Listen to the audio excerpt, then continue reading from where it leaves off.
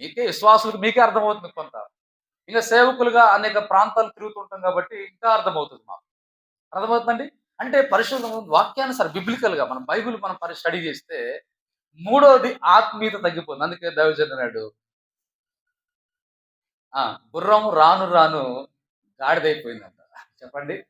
గుర్రం కాస్త రాను రాను ఏమైపోయింది చెప్పండి? గాడిదైపోయింది. అంటే గుర్రం వేగంగా పరిగెత్తిద్దా? షారోను గాడిద వేగంగా పరిగెత్తిద్దా? గాడిద బాగా వేగంగా పరిగెత్తిద్ది కదా! గాడిద. అవునా? ఏది పరిగెత్తిద్ది? అంటే వేగంగా పరిగెత్తే గుర్రం కాస్త రాను రాను ఏమైపోతుందో తెలుసా? గాడిదైపోతుందంట. ఒకాయన స్కూల్‌లో టీచర్ బొమ్మ ఏయమంటే పిల్లోడిని ఏనుగు బొమ్మేయమన్నారు. ఏనుగు బొమ్మేస్తా ఉంటే ఫస్ట్ నుంచి క్లాస్ రూమ్‌లో మొత్తం చివరిదాకా అందరూ ఏనుగు బొమ్మ పిక్చరేయాల. అందరూ ఏనుగు బొమ్మ చెవులు పెద్దయేసారు. చివరికొచ్చేసరికి ఏనుగు బొమ్మ కాస్త ఎలక బొమ్మయిపోయింది. చూడండి లాస్ట్‌కొచ్చేసరికి ఏమైపోయింది?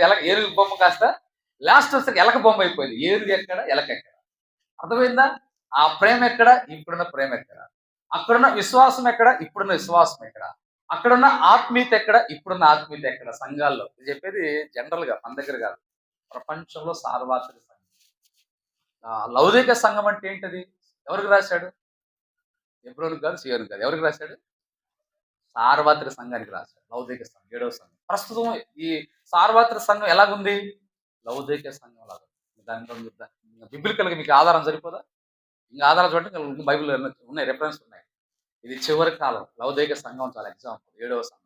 అయితే అందరూ అలాగని కాదు. ఎక్కువ మంది బోధకులు కావచ్చు, సేవకులు కావచ్చు, పెద్దలు కావచ్చు, విశ్వాసులు కావచ్చు, పరిచారకులు కావచ్చు. ఆల్మోస్ట్ ప్రస్తుతం మీరు స్టడీ చేయండి. వాక్యాన్ని స్టడీ చేయండి. ఒక్కొక్కరి సేవకుల జీవితం అంటే మనం వాళ్ళు తప్పులు పట్టమని కాదు గానీ, వాళ్ళు తప్పులు పట్టేంత మనం కాదు గానీ, మనం జాగ్రత్త పడడం కోసం. ఉన్న రియల్ వాస్తవ విషయాలు. మనం ఇప్పుడున్న పెద్దల జీవితాలు, సేవకుల జీవితాలు, విశ్వాస జీవితాలు మనం స్టడీ చేస్తే ముందు మన జీవితం స్టడీ చేసుకోవాలి. అక్కడ మర్చిపోవద్దు, తప్పుకోవద్దు. అర్థమైందా? ముందు నా జీవితాన్ని స్టడీ చేసుకోవాలి. ఎందుకంటే మన జీవితాలు ఎలాగున్నాయి? అసలు వాక్యం ఎలాగుంది? ఇప్పుడున్న క్రైస్తవ ప్రపంచం ఎలాగుంది? మన హైందవుల జోలిబొమ్మని చెప్పట్లా. ముస్లిం జోలిబొమ్మంటలా. బుద్ధుల వాళ్ళ జోలిబొమ్మని చెప్పట్లా. మొదట నన్ను నేను, నీకు నీవు, బైబిల్‌కి నీకు నువ్వు ఎలా పోల్చుకోవాలి. రెండోది క్రైస్తవ సంఘం ఎలాగుంది ప్రస్తుత దినాల్లో? సార్వత్రిక సంఘం ఉంది. ఈ రెండిటిని మనం పోల్చుకోవచ్చు. పౌలు గారు ఒక మాట అంటాడు. వెలుపట వారికి తీర్పు తీర్చుకుని నేనెవడను అంటాడు పౌలు. అయితే లోపట వారికి తీర్పు తీస్తా అంటాడు. ఉందా ఈ మాట బైబిల్‌లో?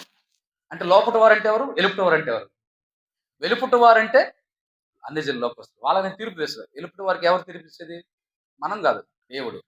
అయితే పౌలు గారికి ఉన్న ఆధిక్యతను బట్టి లోపట వారికి అంటాడు. అందుకే వారిని ఒకరిని సంఘంలో ఉన్న వ్యక్తిని వెలివేయండి అన్నాడు.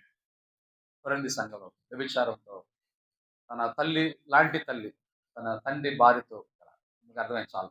అంటే గమనించండి, అంటే లోపట వారికి తీర్పు తీస్తా అంటాడు పౌలు గారు. వెలివేయమంటాడు, తీర్పు తెచ్చమన్నాడు. అంటే బయట వాళ్ళు కాదు, లోపల అంటే సంఘంలో, సార్వత్రిక సంఘంలో వారికి. కనుక మనం ప్రస్తుత దినాలు చాలా ఘోరంగా ఉన్నాయి. అంతే భయంకరంగా ఉన్నాయి. అందుకే మన జీవితాలు మనం ఎప్పుడు బైబిల్‌కి, వాక్యానికి మనం పోల్చుకొని స్టడీ చేసి ఎలాగున్నాం లేదా, వాక్యానుసారం ఉందా లేదా అని మనం స్టడీ చేసుకోవాలి. రండి, ఇక్కడ మనము పరిశుద్ధ గ్రంథంలో వచ్చి ఇక్కడ కనబరచుంది అంటే నెంబర్ 1 విశ్వాసమును చెప్పండి. ఏం చేయాలంట? కనపరచాలి. విశ్వాసము కనపరచాల. ఇప్పుడు దినాల్లో మనకు ఎక్కువగా అవిశ్వాసమే కనపడుతుంది.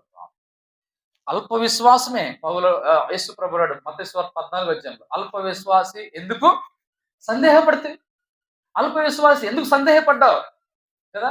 ఇంకో మాట అంటాడు, విశ్వాసం లేని మూర్ఖతరం వారలారా నేనెంతకాలం మీతో ఉండాలి, ఎంతకాలం సహించాలని ఒక మాట ప్రభు అంటాడు, పదం అంటాడు. విశ్వాసం లేని మూర్ఖతరం వారు ఎవరితో అన్నాడు అక్కడ?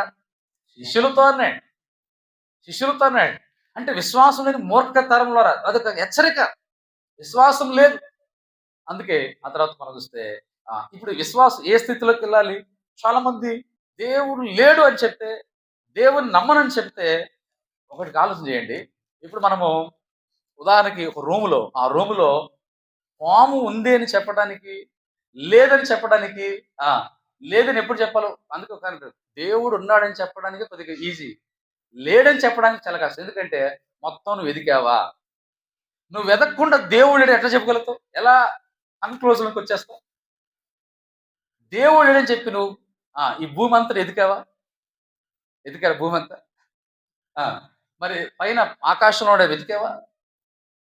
పరలోకంలో ఉన్నాడేమో వెతికావా? బైబిల్ పరలోకంలో ఉన్నాడని చెప్తుంది కదా దేవుని వాక్యం. మరి పరలోకం అంతా వెతికావా? దేవుడు పరలోకంలో వెతికావా నువ్వు? అసలు ఆకాశానికే వెళ్ళలేదు. పరలోకానికి ఏం వెళ్తావు మనం? అందుకే పరలోకములో దేవుని నువ్వు వెతికి అప్పుడు ఆ పరలోకంలో లేకపోతే భూమంతా వెతికి ఎక్కడ లేకపోతే అప్పుడు చెప్పాలి కదా. ఇప్పుడు ఆ రూమ్‌లో ఒక వస్తువు ఉంది. ఆ వస్తువు లేదని ఎప్పుడు చెప్తాడు? రూమ్ మొత్తం వెతకాలి. పైన అలమారాలతో సహా, పైన మంచుతో సహా. కదా అర్థమైందా? అన్నీ వెతకాలి. మొత్తం టోటల్‌గా వెతికిన తర్వాత అప్పుడు రావాలి కనబడుతుంది. ఇంకోటేంటంటే మనకు చూడండి, ఇప్పుడు మన ఇంటికి ఆ! ప్రధానమంత్రి ఎప్పుడైనా వచ్చాడా? వచ్చాడా మీ ఇంటికి ఎప్పుడైనా ప్రధానమంత్రి గారు? అయితే మన ప్రధానమంత్రి లేడట. మన ఇండియాకి ప్రధానమంత్రి లేడు. అయ్యో! ఎంత విచారం. మన ఇండియాకి ప్రధానమంత్రి లేడు.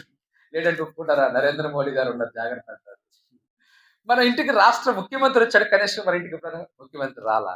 చాలా మంది ఏమంటారంటే దేవుడు ఉంటే నాకు కనబడమను. నాకు రమ్మను, నా దగ్గర రమ్మను. ప్రధానమంత్రే మన ఇంటికి రాలా. ముఖ్యమంత్రే మన ఇంటికి రాలా. అంత మాత్రాన ప్రధానమంత్రి లేడంటే, ముఖ్యమంత్రి లేడంటే ఎంత అపనమ్మకం, ఎంత అజ్ఞానం. కాబట్టి మనం జాగ్రత్తగా పరిశీలన చేసిన తర్వాత ఎంతోమంది అంటారు, దేవుడున్నాడు, దేవుడిని విశ్వాసం ఉంచాలి. ఎందుకు విశ్వాసం ఉంచాలి? దేవుడున్నాడు రుజువేంటంటే ఆయన అంటారు కదా! ఈ సృష్టి ప్రకృతి ఎన్నో సంవత్సరాల నుంచి ఎన్నో సంవత్సరాల నుంచి ఈ సృష్టి ప్రకృతి ఉంది గదా! ఇదంతటిని ఎవరు ఉదయింపజేస్తున్నారు? ఖచ్చితంగా రాత్రి, పగలు ఖచ్చితంగా మన వీధిలో లైట్లు మనకు లైన్ మ్యాన్ ఉంటారు. వీధిలో లైట్లు వెలగటానికి, ఆపటానికి, ఎలగటానికి. లేకపోతే అయి ఎలుగుతా ఉంటే రాత్రిపూట ఎలుగుతూనే ఉంటాయి. లేదా ఆర్పేసాడా ఎప్పుడు చీకటిగానే ఉంటదింక. అట్లా ఉంటాయి. కానీ టయానికి ఉదయాన్ని ఉదయిస్తున్నాడు, సాయంకాలం టయానికి అస్తమిస్తున్నాడు. ఎవరు సూర్యుడిని ఆపేసేది? ఎవరు సూర్యుని వెలిగించేది? చూడండి. అంటే ఈ ప్రకృతి సృష్టి ఇదంతా సర్వలోకం సృష్టి అంతా ఉన్నదన్నప్పుడు, ఆ ప్రకృతి చూసినప్పుడు దేవుడున్నాడని గుర్తించాలి. రెండోది నీవున్నావంటే నేనున్నానంటే, నువ్వు మాట్లాడుతున్నావంటే దేవుడున్నాడు. ఎందుకో తెలుసా? నువ్వు సృష్టించబడిన విధానం గొప్పది. అందుకే దావీదు రాజు గొప్ప భక్తుడు, జ్ఞానం గల వ్యక్తి అంటాడు. ఆ! దేవుడు నన్ను కలుగ చేసిన విధానం చూడగా నాకు ఆశ్చర్యము, భయం. ఈ పేగు జీర్ణ వ్యవస్థ ఎన్ని కొన్ని కిలోమీటర్లు ఉంటాయి. మనకున్న నరాలు కొన్ని కిలోమీటర్లు వెళ్తాయి తెలుసా? నరాన్ని ఒకదాన్ని ముట్టిస్తారు లైన్‌లో పెడితే కిలోమీటర్లు వెళ్తాయంట. మనం కనీసం 6 అడుగులు ఎత్తులేము మనం. అర్థమైందా? ఆ! అంటే ఈ సృష్టి జీర్ణ వ్యవస్థ తిన్నది ఎలాగవుతుంది? ఏంటి? కళ్ళేంటి? మనం చూసి ఇలాగ ఈ చెవులు ఎన్ని ఎవరు సృష్టించారు? సృష్టించిన ఆయన ఉన్నాడు.